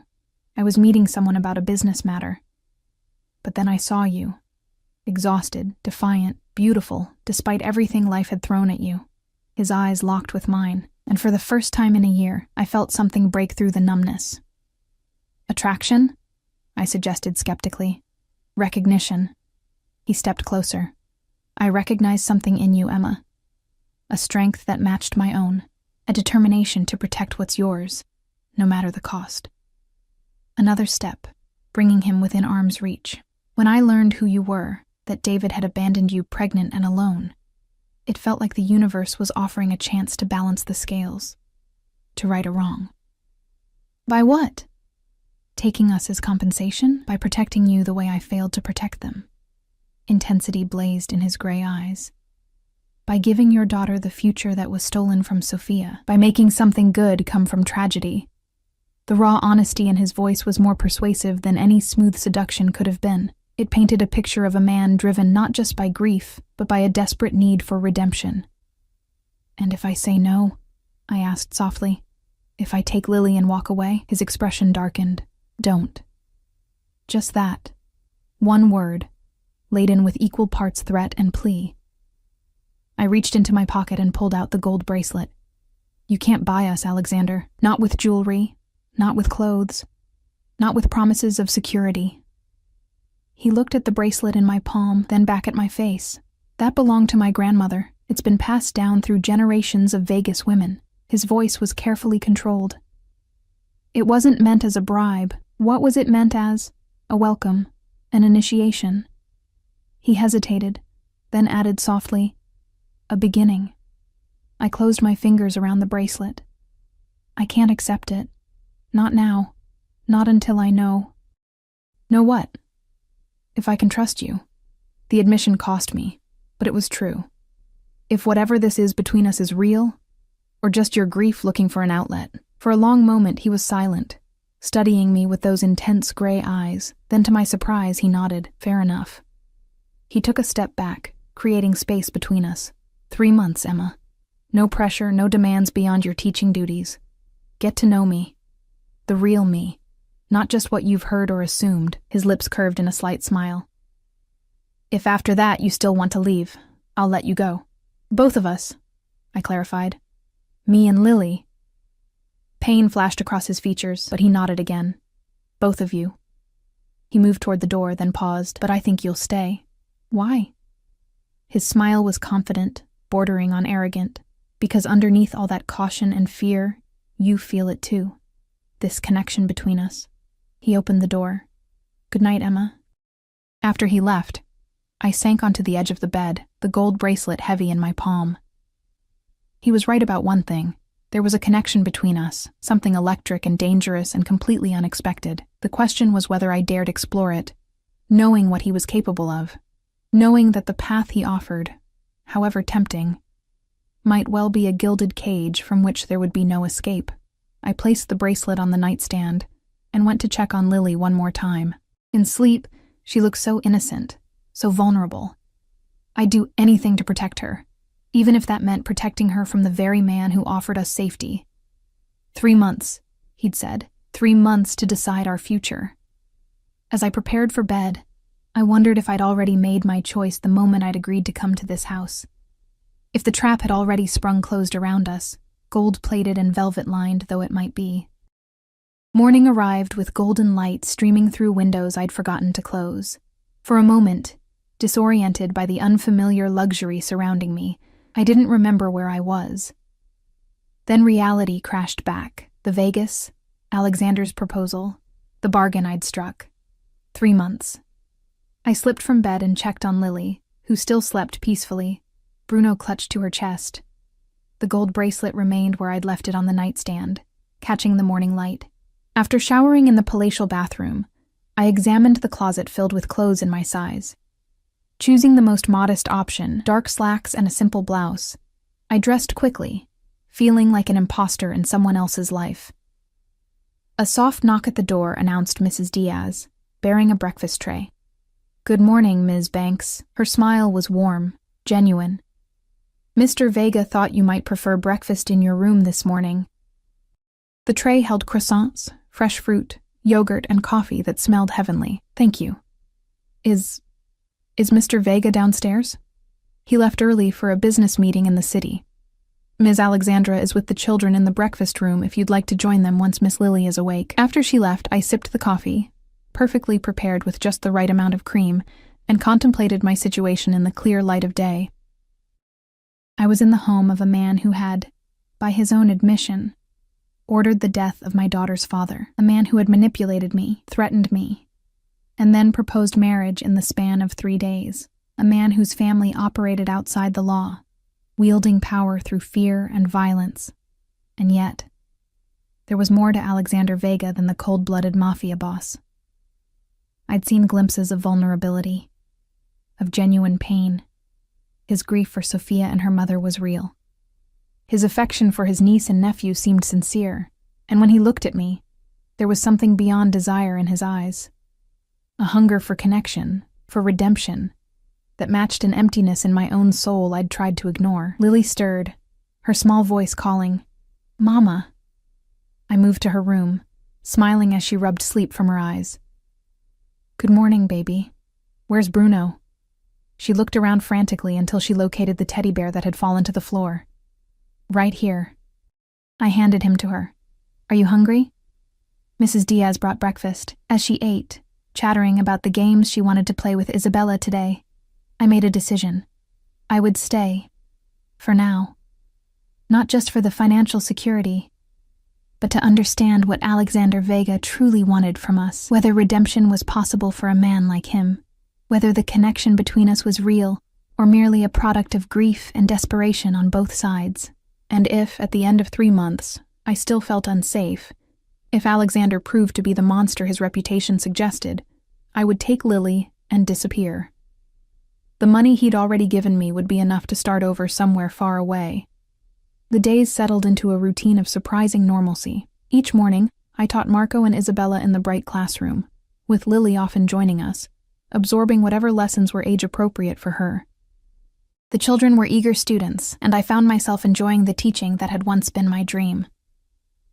Afternoons were spent with Lily, exploring the expansive gardens or helping her bond with Isabella, who had taken to my daughter like a big sister.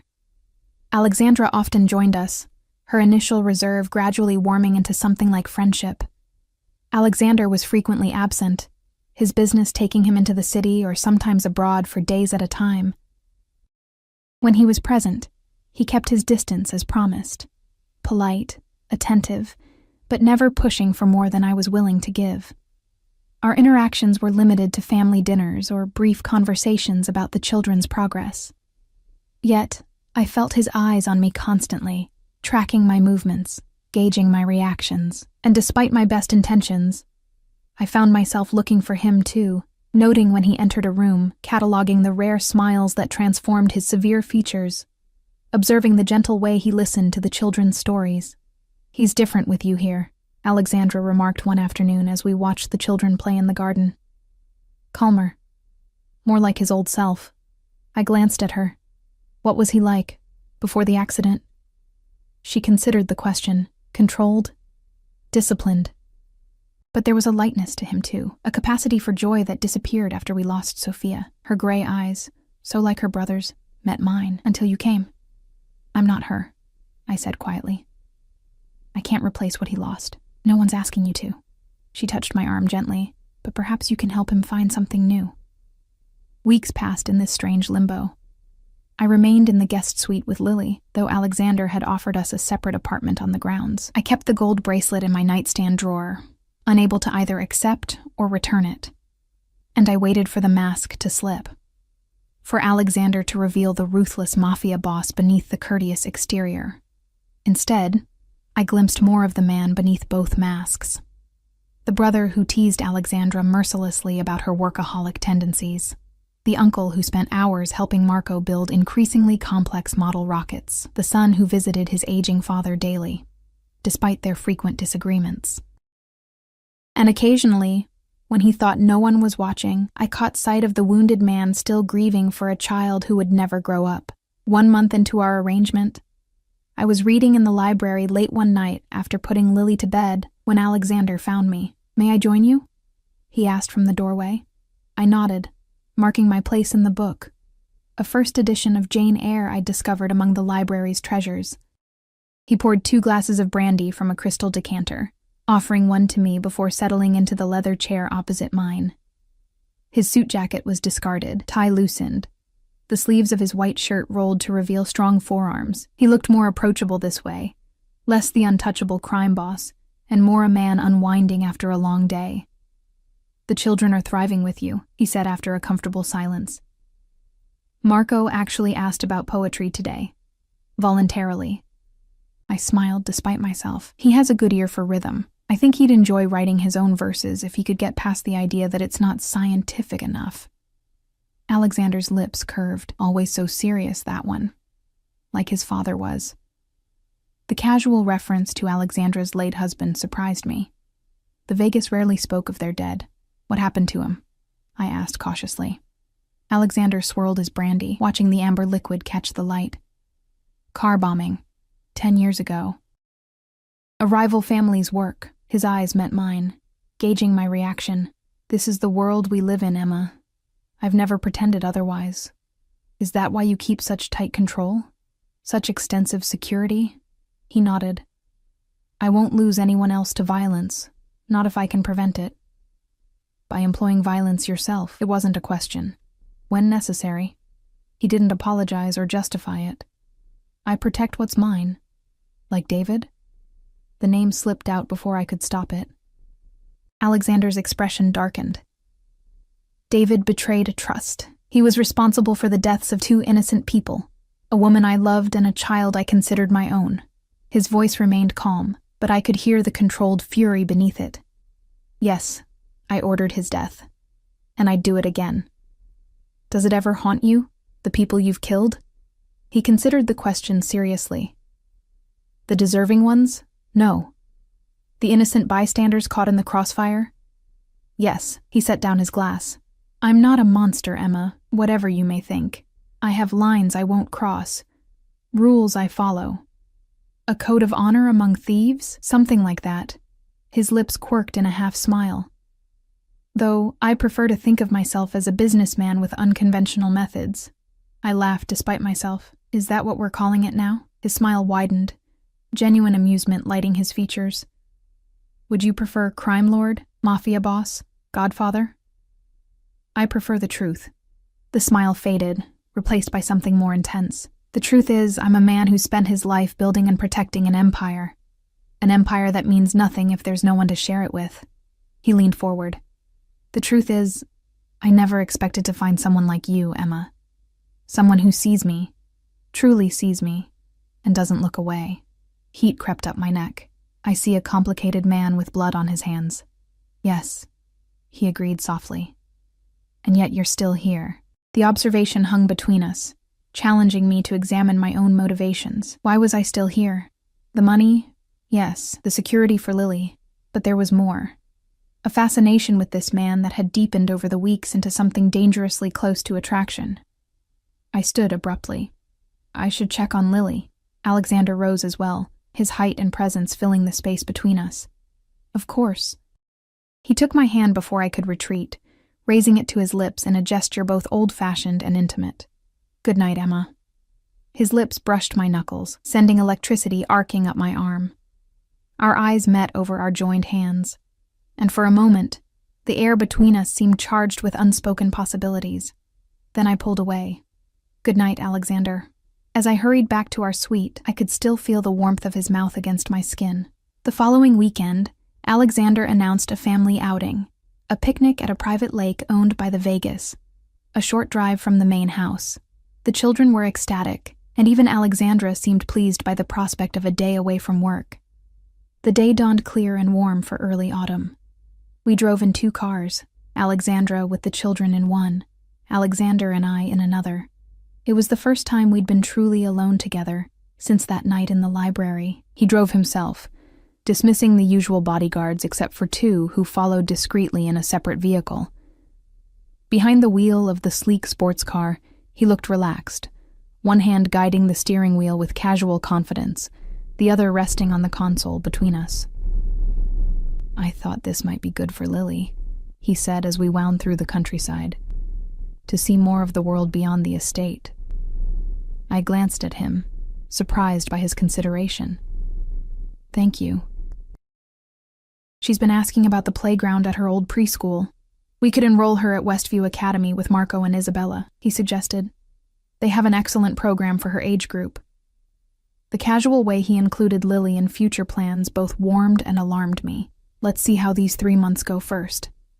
He nodded, accepting the boundary. "Fair enough." The lake was stunning, crystal clear water surrounded by trees beginning to turn gold and crimson. A wooden dock extended into the water, and a boathouse stood nearby. A short distance from the shore, a pavilion had been set up with tables, comfortable seating, and what appeared to be a complete outdoor kitchen. "This is beautiful," I admitted as we parked beside Alexandra's car. Alexander's expression softened as he watched the children race toward the water's edge. "I spent my summers here as a boy, learning to swim, to fish, to sail." His eyes took on a faraway look. "I wanted to bring Sophia here. She never got the chance." I touched his arm gently. "I'm sorry." He covered my hand with his own, the gesture brief but significant. "Thank you." The day unfolded with surprising ease. The children played at the water's edge under Alexandra's watchful eye, while Alexander grilled steaks on an outdoor fire. I helped prepare a salad, feeling almost normal in this domestic scene, as if we were just a regular family enjoying a weekend outing. After lunch, Alexander taught Lily to skip stones across the water's surface, his large hands guiding her small ones with gentle patience. Watching them together, her dark curls contrasting with his taller frame as he knelt beside her, sent a confusing mixture of warmth and wariness through me. "He's good with her," Alexandra observed, joining me on the pavilion's edge. "Yes," I couldn't deny it. "She's starting to adore him. And you?" Her perceptive gaze studied my face. "How do you feel about my brother after these weeks together?" I hesitated, uncertain how to articulate the complex emotions Alexander evoked in me. "I'm less afraid of him. That's a start." She smiled faintly. "He's less afraid too, you know." "Alexander? Afraid?" The concept seemed absurd for a man who radiated such confidence and power. "Of loving again." She watched her brother laugh at something Lily said, his usually guarded expression open and warm. "Of losing again." Before I could respond, Marco called Alexandra to see a fish he'd caught and released. I remained alone, contemplating her words as I watched Alexander with my daughter. Could I love a man like him, with his violent past, his dangerous present, his possessive nature? More importantly, should I? What would it mean for Lily to grow up in his world, with its undercurrents of threat and power? Yet there was goodness in him too. A capacity for tenderness I'd witnessed not just with Lily, but with all the children, with his sister, even with the staff who served his family. A code that, while outside the law, still governed his actions with a certain twisted integrity. Late in the afternoon, as shadows lengthened across the lake, Alexander suggested we take the small sailboat out. Marco and Isabella were busy building an elaborate sandcastle with Alexandra, and Lily had fallen asleep on a lounge chair after her exciting day. "Just for a short sail," he promised. "We'll stay within sight of shore." I hesitated, then nodded. "All right." Alexandra gave me a meaningful look as Alexander helped me into the boat, but said nothing. Out on the water, with Alexander handling the sail with practiced ease, a peaceful silence descended between us. The gentle rocking of the boat, the whisper of wind, the late afternoon sun casting everything in golden light. It was like being transported to another world, far from the complications of reality. "I learned to sail when I was Marco's age," Alexander said, adjusting the rigging. "My father believed it built character. Did it?" He smiled. "It taught me patience, at least." and respect for forces beyond my control. Not something you encounter often in your line of work. More often than you might think. He guided the boat into a gentle turn. In business, any business, you have to recognize which elements you can control and which you can't. And when you can't control something, his eyes met mine. You adapt. You find another way to get what you want. The intensity of his gaze sent heat spreading through me. I looked away, focusing on the shoreline where Alexandra now sat with all 3 children around her, apparently telling them a story. They look happy, I observed. They are. Alexander followed my gaze. We could be too, Emma. The simple declaration hung between us. Not a demand or manipulation this time, but an offering. A possibility. Alexander, I began, unsure what to say. You don't have to answer now. He guided the boat back toward the dock with smooth efficiency. We still have 2 months of our agreement left. But as he helped me from the boat, his hand warm and strong around mine, I wondered if I would need that long to decide. Something had shifted between us during these weeks together, a tentative trust building despite my reservations, a connection deepening despite my caution. That night, after we returned to the mansion and I tucked an exhausted Lily into bed, I found the gold bracelet in my nightstand drawer. I held it in my palm, feeling its weight, the weight of history, of family, of belonging. On impulse, I slipped it onto my wrist. It fit perfectly, as if made for me. I stared at it in the moonlight streaming through my window, knowing what accepting it would mean. A soft knock at my door startled me. I opened it to find Alexander, still dressed but with his tie removed, his collar unbuttoned. I wanted to thank you, he said, his voice low to avoid waking Lily, for today.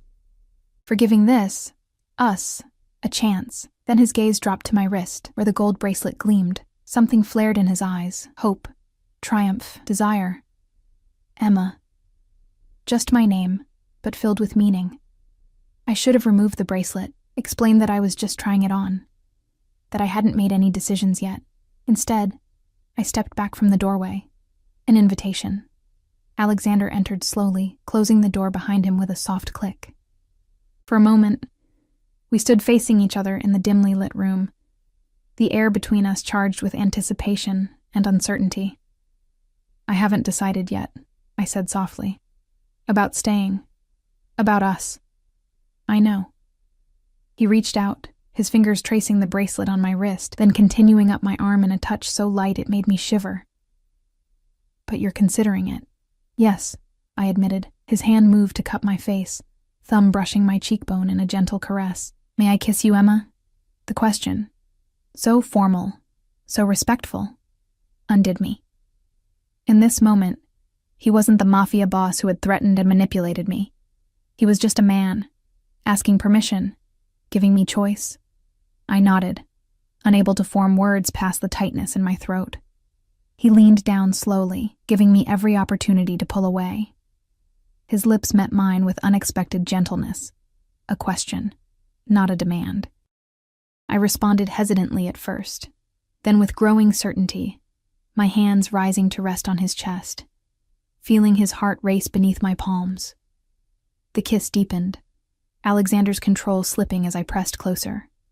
His arms encircled me, one hand tangling in my hair, the other at the small of my back. Heat bloomed between us, months of tension and attraction crystallizing into this moment of connection.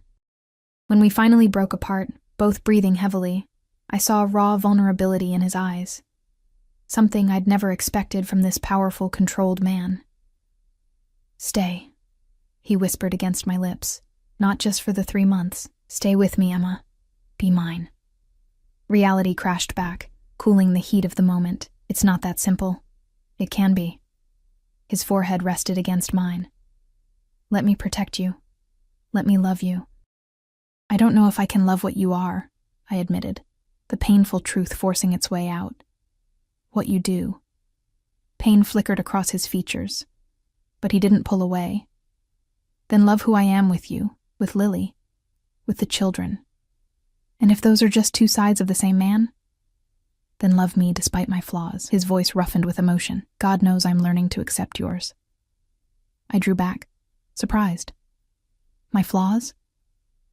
A hint of a smile touched his lips. Your stubbornness, your suspicion, your infuriating ability to see through me when I least want to be seen. Despite everything, I found myself smiling back. Those sound like complaints, not acceptance. I never said loving you would be easy.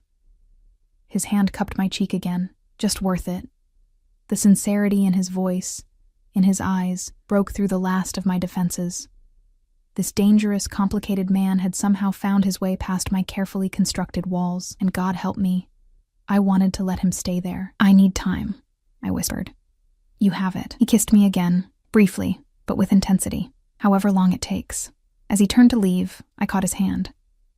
Stay.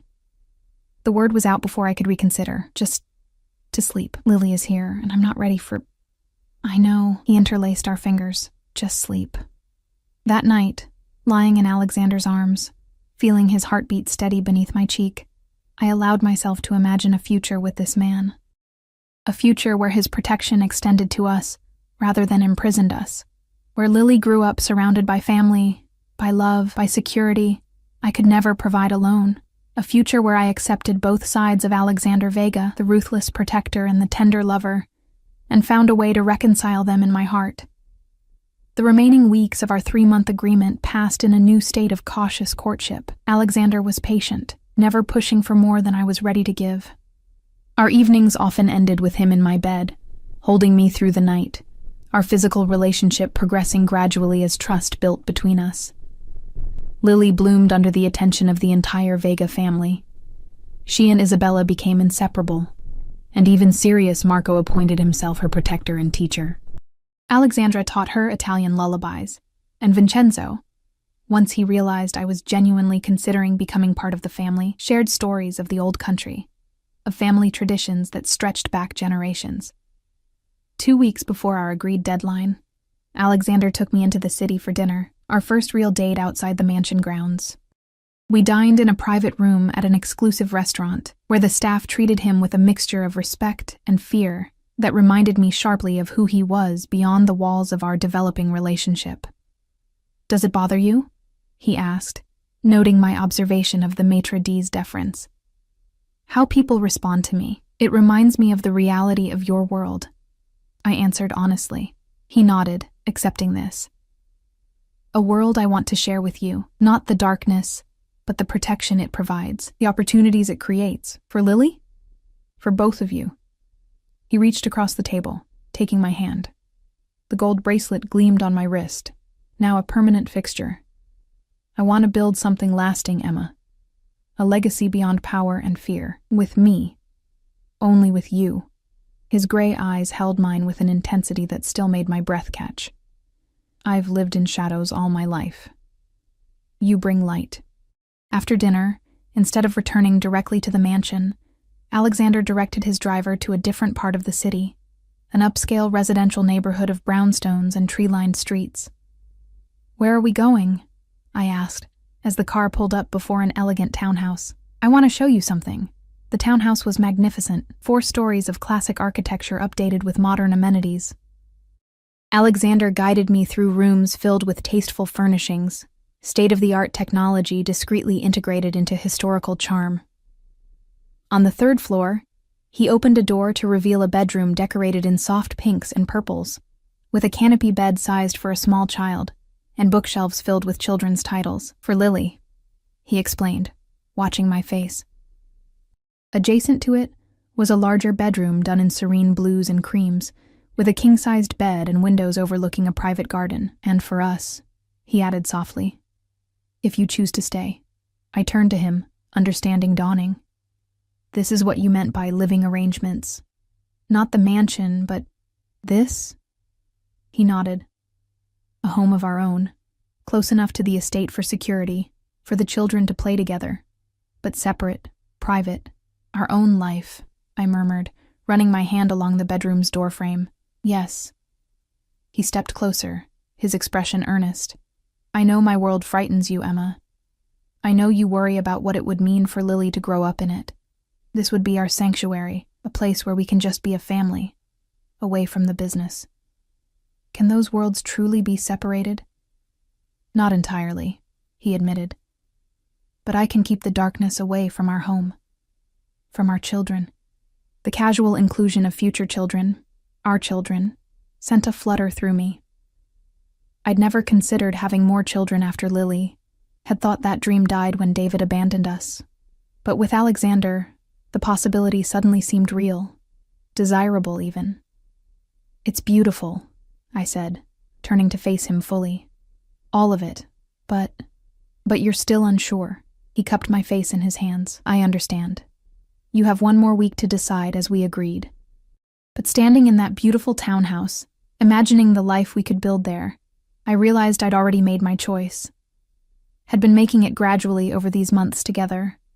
I don't need another week, I said softly.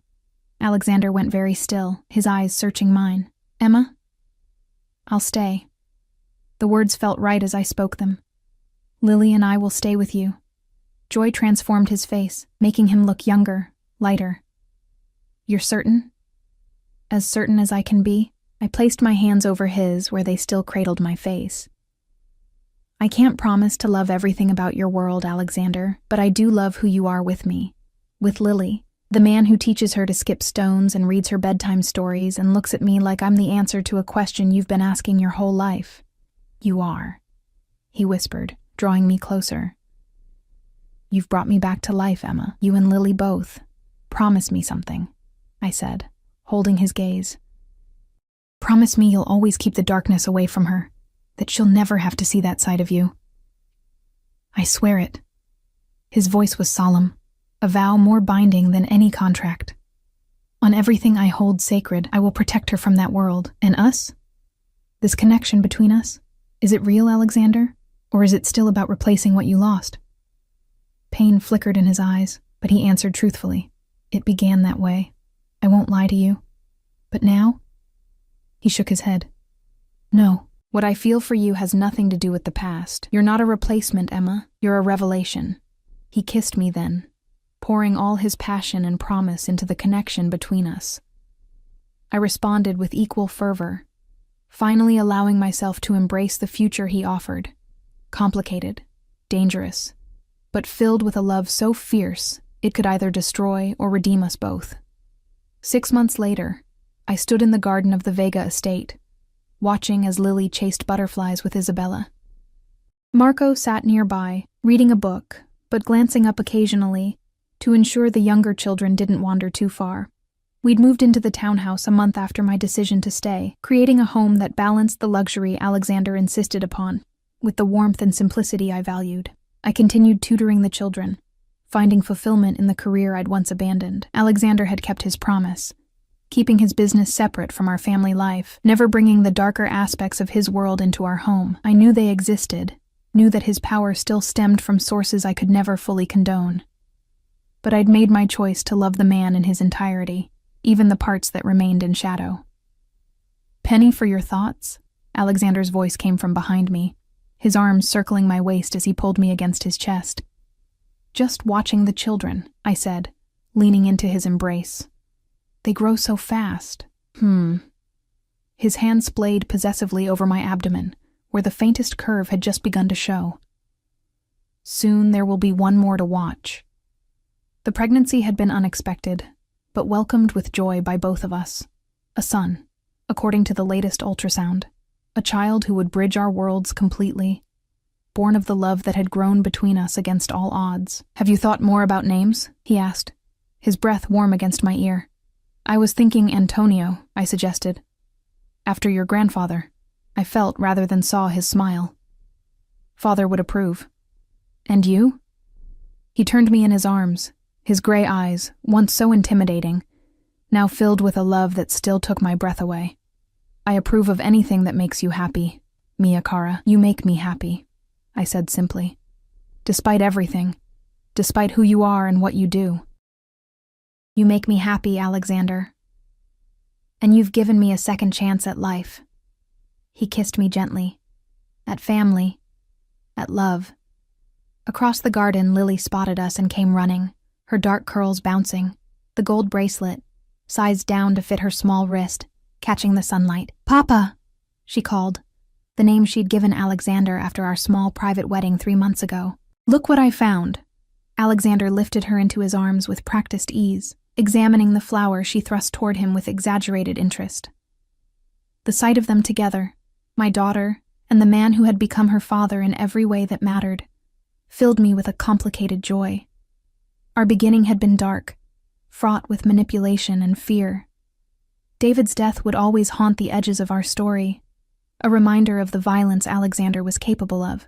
The world he inhabited remained dangerous, filled with enemies and threats I could never fully understand.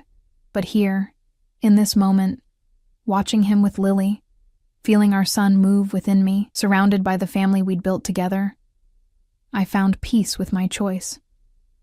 I had asked Alexander to tell me his name that first night, and in the months since he had shown me all the names he answered to.